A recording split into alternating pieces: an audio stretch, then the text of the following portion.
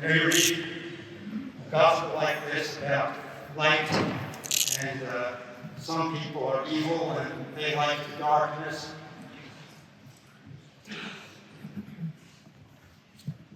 Won't be daylight savings time. So put your clock ahead before you go to bed tonight. Okay. Now, what about this idea of light and darkness? You know as well as I do, the darkness can be very dangerous. When it's dark, it can be dangerous. Not just physically dangerous.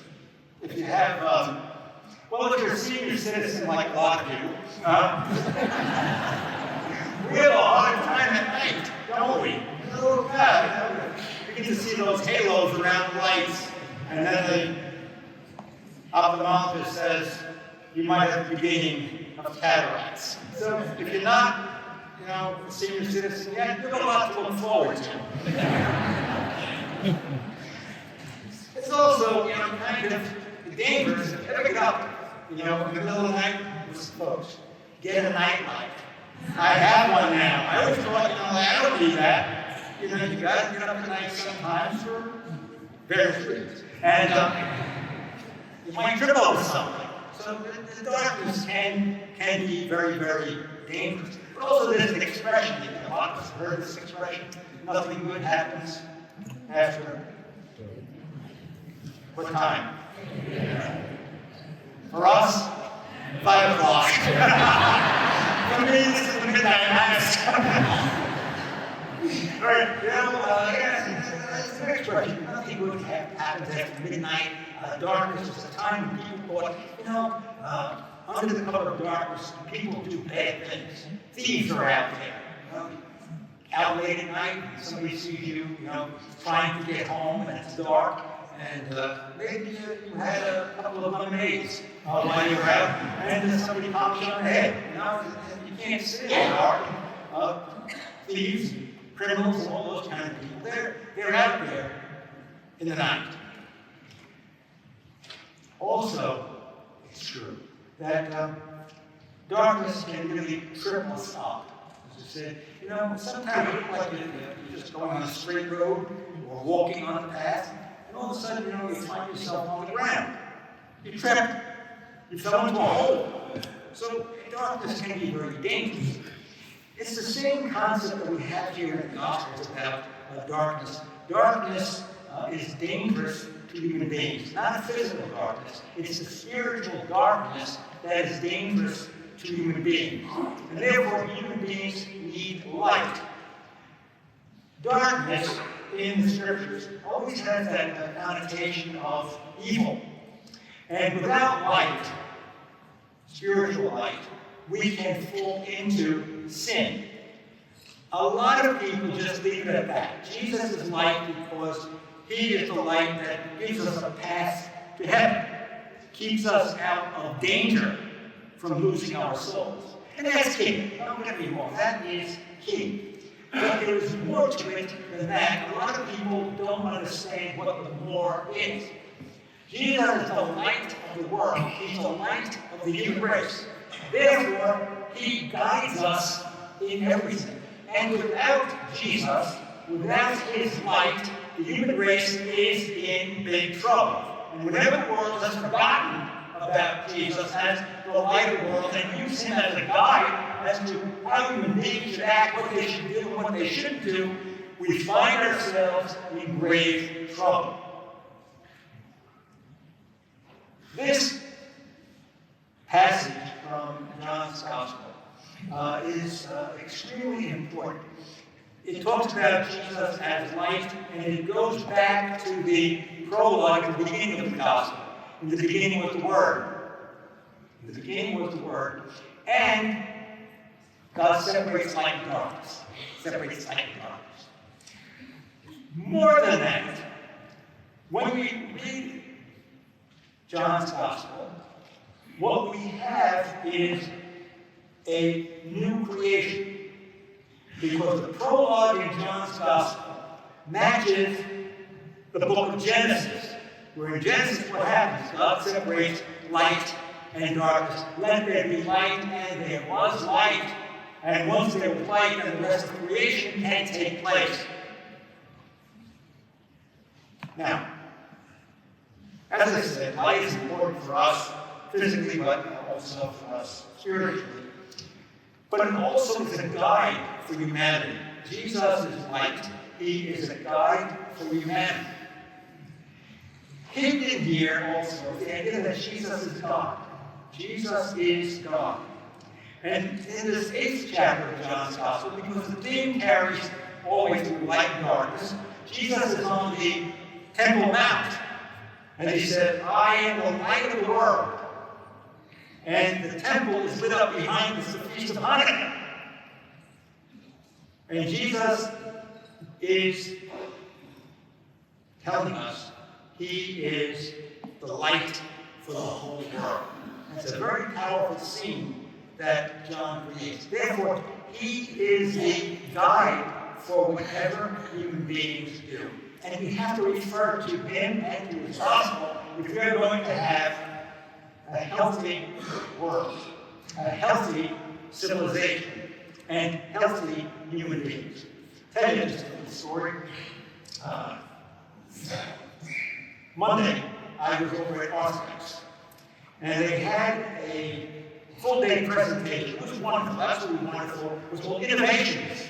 They talked about almost everything. AI, and talked about embryos, and talked about DNA, and talked about Neuralink.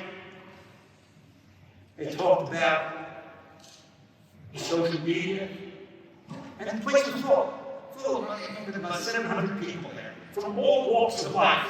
Professional people, people who were involved with banking, people who were involved with education, people who were involved with medicine. And I went to white collar. And a few people said to me, they weren't being like snotty. That's a technical term. They said, what are you doing here? They didn't expect to see a priest there. And I said, because I have to know about all of this stuff to keep you guys out of trouble.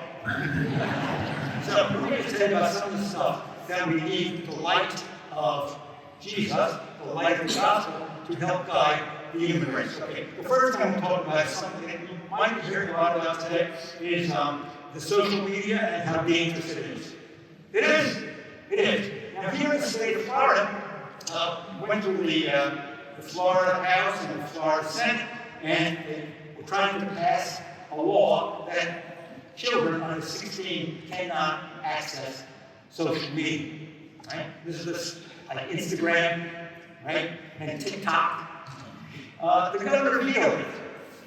I'm going to tell you what. When I spoke to the governor about this not too long ago, he viewed it for a very important reason. Not that it's not, he did reason it's dangerous. This stuff is dangerous. But he said, the way it's written, we can deny people their First Amendment rights, and also the responsibility of parents to be aware of what their children are watching. The state does not take responsibility for their children. Parents have responsibility for their children. So the law now is going to be rewritten to make it more acceptable to protect First Amendment rights. Now, let me just tell you why this is so important, why it's so dangerous. I was reading this morning about a little boy, 11 years old, that died. He was at a sleepover with his friends. And, when you have a sleepover, parents say, I'm just going down the basement, no bother. It's not a good idea. Don't leave kids unsupervised. I'm telling you, for those of you who are parents, you know little boys get in trouble. You know, I was once a little boy, and it was a long time ago, being the other cavemen, but it is the same whole crony. There's a new one on me. What's crony?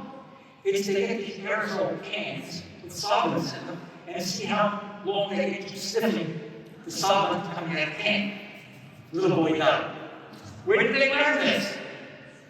Tick, tock, tick, tock, tick, It's dangerous. It's dangerous. So, pass on the word. Parents, make sure you know what your children are doing and what your children are watching. Pass on that word. Your kids are already grown up. You've got grandchildren, nieces, nephews, whatever you have. Pass the word on. What about the light of the world? What about Jesus? Yeah. He tells the church to take care of its people. The church has to be concerned about what's going on in society. The church has to be out against this social media that's causing destruction in our society. I can go on and on. How dangerous it is. All right. Second area, one of the areas that came up was absolutely fascinating to me. It has to do with genetic engineering. Genetic engineering. You heard of it, haven't you? Yes? Okay. Now, this is where they're able to somehow splice your DNA. And, well, there are two kinds. One is somatic, and that means it's to your body in particular, that you have a certain disease or a certain illness. And they can even do this in Europe. Baby not even born, they can see that there's a certain defective gene that can become a very, very serious disease.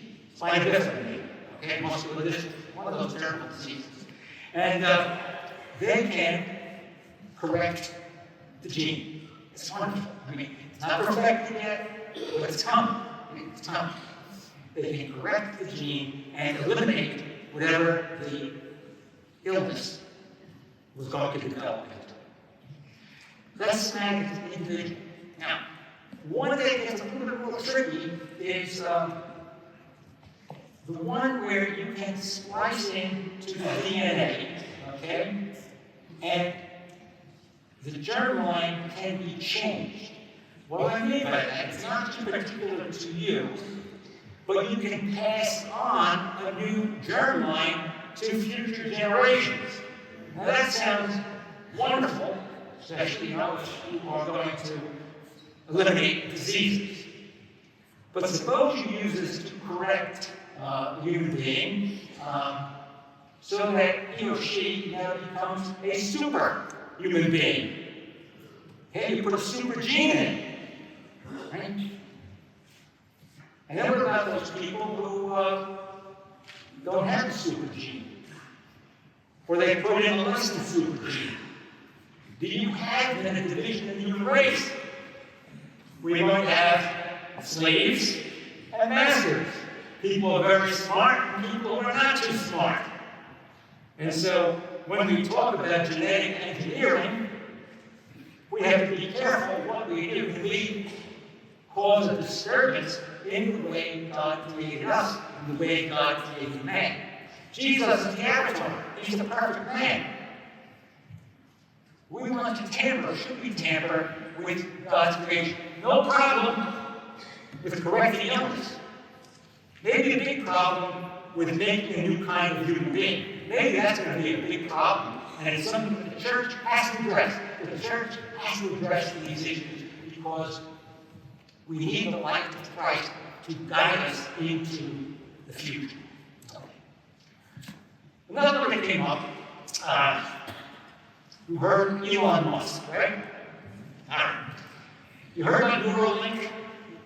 Neuralink.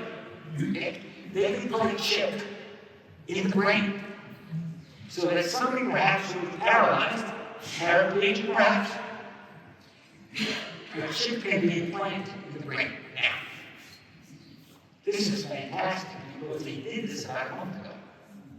And guess what? It's working. It's working. And what happens? Man, paralyzed, couldn't use his hands, and all he had to do was think that he wanted to move the mouse on his computer. It was telepathy. And the computer was being controlled by telepathy. It's fantastic. Fantastic. Elon Musk, he's a genius. He's eccentric. He's weird. He is weird.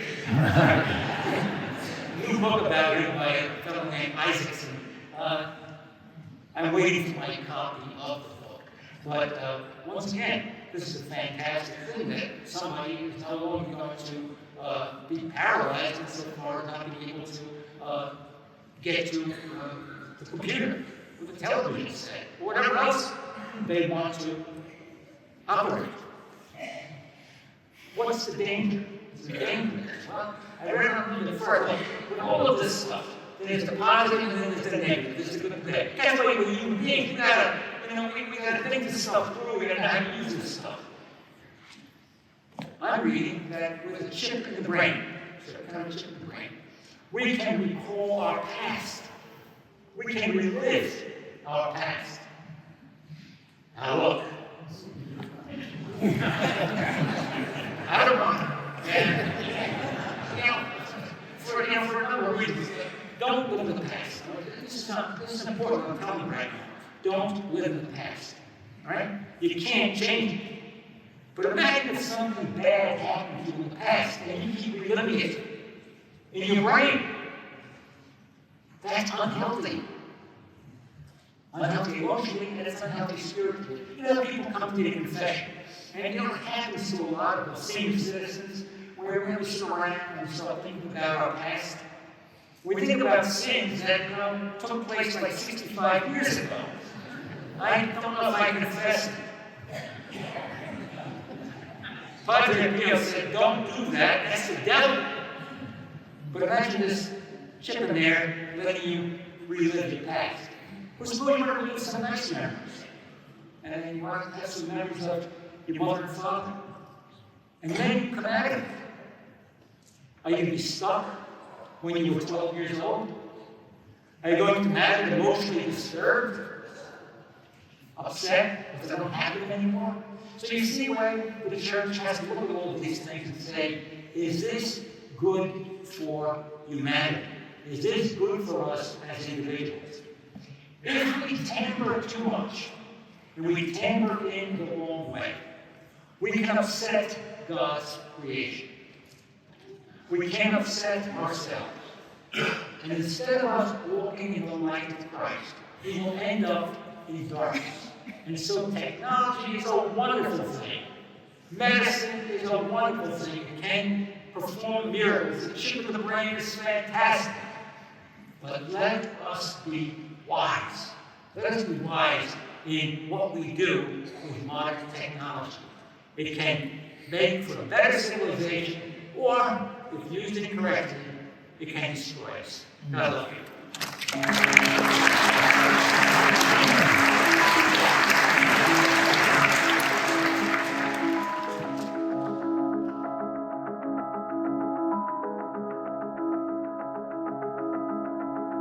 Thank you.